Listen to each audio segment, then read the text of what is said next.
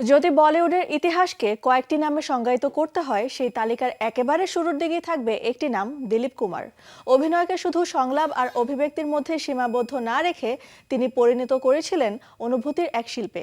তাই আজও তাকে বলা হয় ভারতীয় চলচ্চিত্রের ট্র্যাজেডি কিং। প্রয়াত এই কিংবদন্তির মৃত্যুবার্ষিকীতে শোবিজ টুনাইট তাকে স্মরণ করছে গভীর শ্রদ্ধায়। দুঃখ, ভালোবাসা আর বিচ্ছেদের গল্প যখন পর্দায় জীবন্ত হয়ে উঠত, দর্শক বিশ্বাস করতেন এই মানুষটি শুধু অভিনয় করছেন না, যেন সত্যিই সেই জীবনটাকে দেখাচ্ছেন। এই কারণেই তিনি পেয়েছিলেন ট্র্যাজেডি কিং উপাধি।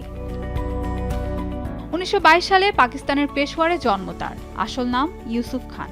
একটি ক্যান্টিন চালাতেন, কিন্তু এই ক্যান্টিনই তার জীবনের মোড় ঘুরিয়ে দেয়। 1943 সালে সেই ক্যান্টিনে পরিচয় সে সময়ের প্রখ্যাত নায়িকা ও চলচ্চিত্র নির্মাতা দেবিকা রানীর সঙ্গে।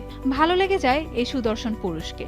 বোম্বে টকিজের পরবর্তী সিনেমা জোয়ার ভাটা মুক্তি পায় 1944 সালে।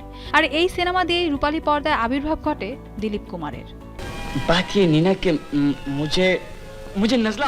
এরপর একে একে আন্দাজ, দেবদাস, মুঘলি আজম, নয়া দৌড়, গঙ্গা যমুনা, রাম और শ্যাম সহ অসংখ্য কালজয়ী সিনেমায় অভিনয় করে হয়ে ওঠেন ভারতীয় সিনেমার অন্যতম ভিত্তি।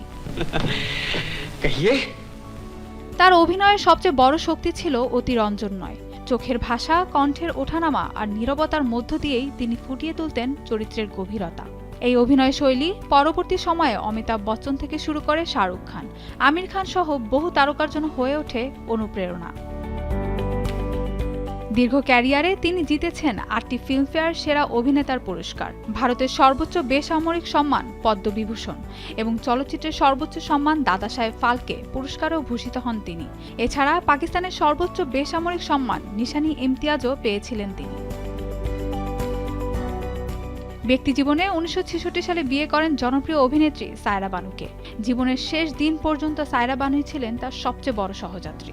2021 সালের 7 জুলাই 98 বছর বয়সে শেষ নিঃশ্বাস ত্যাগ করেন দিলীপ কুমার। সময়ের পর্দা বদলেছে, প্রজন্ম বদলেছে, কিন্তু দিলীপ কুমারের নাম এখনো রয়ে গেছে অক্ষুণ্ণ। গুণী এই অভিনেতার পঞ্চম মৃত্যুবার্ষিকীতে শোবিজ টুনাইট তাকে স্মরণ করছে গভীর শ্রদ্ধা ও ভালোবাসায়। Mahbuba Mustarin, showbiz tonight.